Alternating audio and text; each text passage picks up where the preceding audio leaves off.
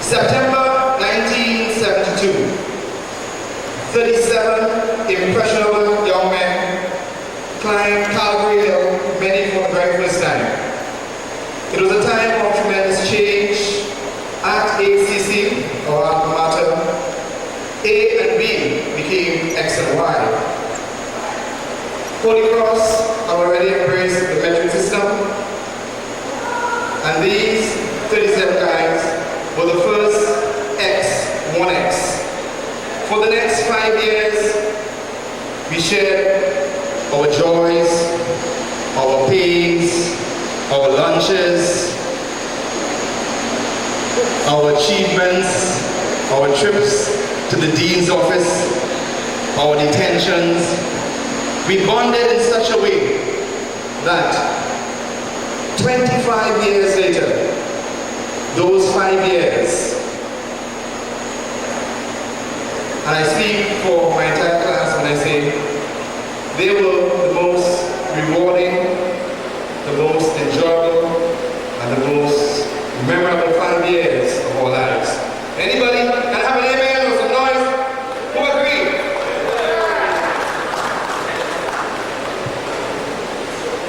So today we're here to celebrate our 25th anniversary, and it is my great pleasure to report that everyone is accounted for, alive and well. The only guy we're still trying to track down is Joseph Puggy Abraham, and we'll do so eventually. We heard that he first migrated when he was in Form 4 to some part of the United States, then he went back to Syria, and then somewhere else. But we'll find him because there were 360-something Joseph Abrahams throughout Canada and the United States, but one day we'll get to him. Everybody else, alive and well and kicking, some complete transformation, and we're happy to see so many of you all here today. First of all, I would like to move a toast to our alma mater, Holy Cross College Arima, to all those who contributed in one way or the other, before, during our time and after, in making that great institution a place that we are all proud of. A toast to our alma mater, Holy Cross College Arima. May those walls continue to inspire learning and a lot more.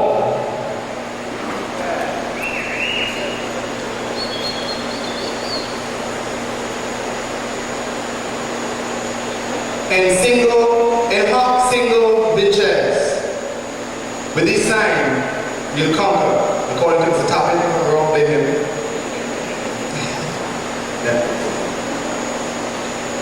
Next, I'd like to move a toast to the wives, the surviving wives of the guys of 5X Holy Cross College Arima. Especially all the teachers, I'm sure you'll appreciate. I don't think I need to say anymore.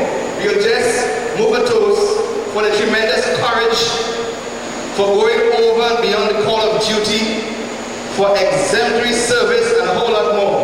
Putting up with the guys of 5X. I move a toast to the wives. Let's say it for the wives.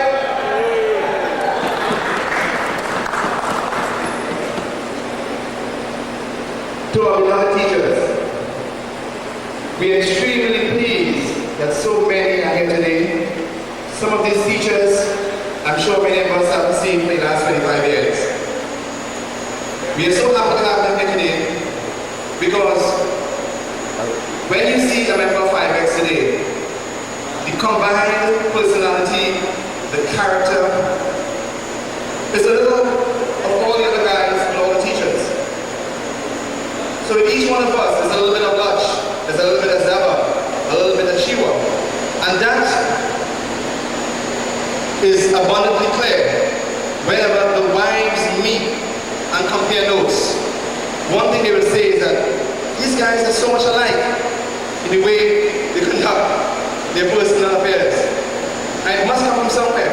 It is from HCC, where it was more than just books, where we learn to survive, where we learn so much more in terms of morality, I'm going to go there, right? In terms of morality, lessons in life, so that we can continue where we are today. I'm so happy that 25 years later, we can be here.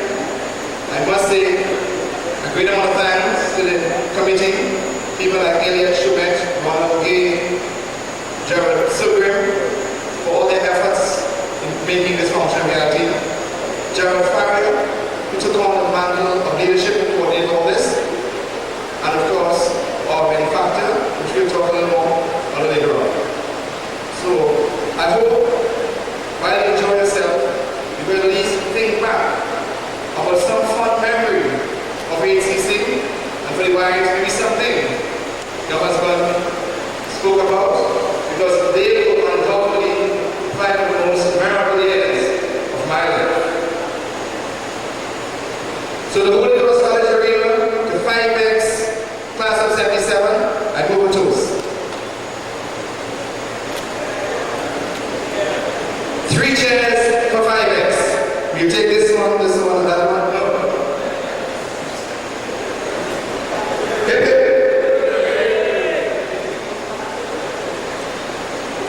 Thank you for coming. And our brief formal part. We'll have first a short address by a student, a former student of 5X, and then a response by a former teacher. And a couple of other things before we get the dinner going and the dancing, and what promises to be a great, great evening. We'll also be having a live band. I understand Jerry is organizing the table and the pole later on if it becomes necessary.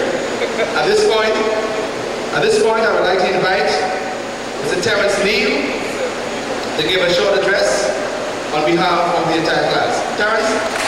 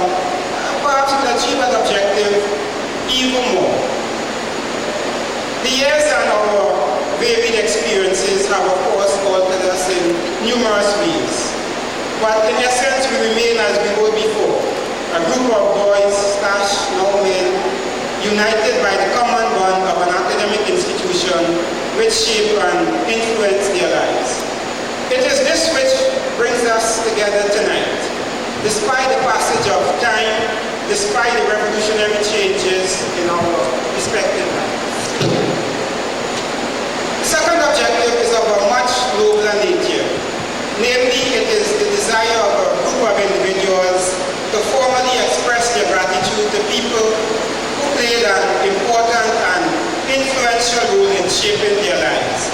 This is yet to be achieved, and accordingly, ladies and gentlemen, it is this task to which I now turn my attention. And it is very heartening, the response from the teachers. We acknowledge, of course, that it is a bit late in the day that we are acknowledging your efforts, but working from the premise that better late than never, we felt that at least, notwithstanding the 2 decades and a half, we should at least attempt to acknowledge your efforts on the 25th anniversary of our passing out of the institution of Holy Cross. The year was 1977, and if my memory serves me right, fashion was dominated by the Afro hairstyle and bell-bottom jeans. Here's my good friend Courtney Woodman. Courtney, I believe, was the low-class classicals for the Afro hairstyle. This, of course, is no longer the case, but remember Courtney and remember the Afro hairstyle. Musically, the score was the beat of the day, while Lord Kitchener and the Mighty Sparrow dominated the Carnival Arena. There were fortunately no cellular phones or email addresses, and the concept of cyberspace was virtually unknown. It still irritates me, when someone, you inquire of someone, what is your address? And they ask you, my email address or my physical address, Or you see someone jogging and they are jogging with a cellular phone. So I pine for those days, the 1970s, when the electronic age was, I suppose, still in the infant stages. In what was essentially a village school situated in the borough of Arima, and I use the term village not in any derogatory sense, but purely from a geographical perspective. 38 teenagers laden with the hopes and aspirations of their generation prepared to graduate, or perhaps more accurately, undergo rites of passage into the real world. Of course, as students, we, to some extent, you are sheltered. You fall back on the parental protection / comfort which it affords. And you see, it is the relationship between teachers and students essentially would be, as Ms. Etikai reminded me, and Ms. Calvert to some extent, Ms. Calvert / Babula, a struggle. It is like Karl Marx would say, the poor and the rich, you are constantly opposing forces against each other. It is only in retrospect you look back, as we do now, and realize that perhaps it was not a struggle, but perhaps a blending and an interweaving of different identities, this pupil and the teacher. The future, with all its characteristic uncertainty, lay before them like a vast ocean, and one by one they entered into its uncharted waters and began swimming for shores unknown. That, ladies and gentlemen, was exactly 25 years ago, and the journey began then has continued to this very day. Our presence here this evening is living proof that we have become responsible members of society and made the transition from boys to men, and in so doing, successfully integrated ourselves into the wider society. In achieving this, we have been conscious that without the guidance and assistance of you, our teachers, it may not have been possible, and indeed we might have drifted indefinitely, rudderless vessels in life's sea. The debt of gratitude we owe to you is indeed great, and perhaps one we may never be in a position to fully repay. This, however, does not exonerate us from acknowledging this debt, albeit a bit late in the day, and at least attempting to discharge, if not the principal, but at least the accumulated interest unseen. Whether you admit it or not, we are a product of your nurturing, and if not your Picassos or Rembrandts, then at least your Bosco holders or Leroy Clarks. We are your success stories in the same way that you are our unsung heroes, and to that extent our lives are inextricably linked together. It is a relationship which, while altering and changing with the passage of time, nevertheless remains constant and interwoven within the fabric of our respective lives. And the relationship of teacher and student, it is a unique one. I saw my old teachers, and notwithstanding the passage of time, I could not resist addressing them as Mr. and Mrs., which is quite strange when one considers that the relationship has altered and that student-teacher role is no longer there. But what remains is the respect of people you interacted with on a certain level, and you maintain that respect and discipline for them, regardless of how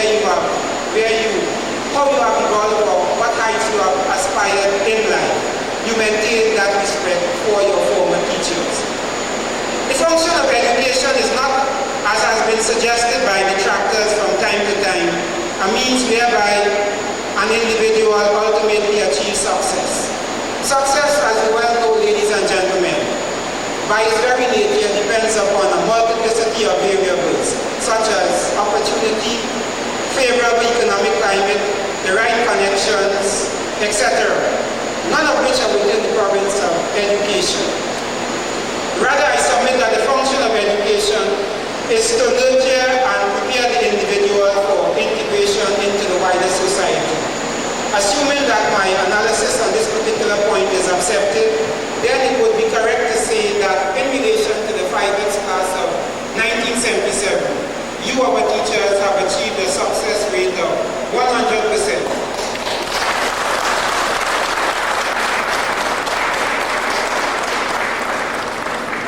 Since I am not aware of any member of our class who have not by and large become a responsible member of society. On behalf of the 5X class of 1977, I would therefore like to say thank you from the bottom of our hearts. Thank you for sharing your knowledge, nurturing our minds, and preparing us for life's challenges. Thank you for your patience and understanding, and know that throughout our successes and failures, joys and griefs, triumphs and defeats, your lessons have been a constant source of inspiration. In closing, I would like to apologize to my classmates if I have inadequately or inelegantly stated the collective or individual sentiment of any member of the class. I derive comfort, however, from the fact that the evening's program does appear to provide for brief remarks by individuals. As such, all is not lost, and my omissions or inaccuracies may yet be corrected by more eloquent members of the class who choose to dress their thoughts in the garment of speech. Thank you and good night.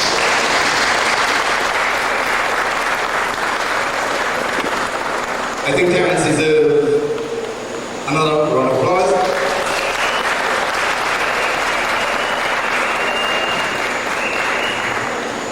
Now, the teachers could attest to this. On any given day, if 25 members of 5X were present, would that be a good roll?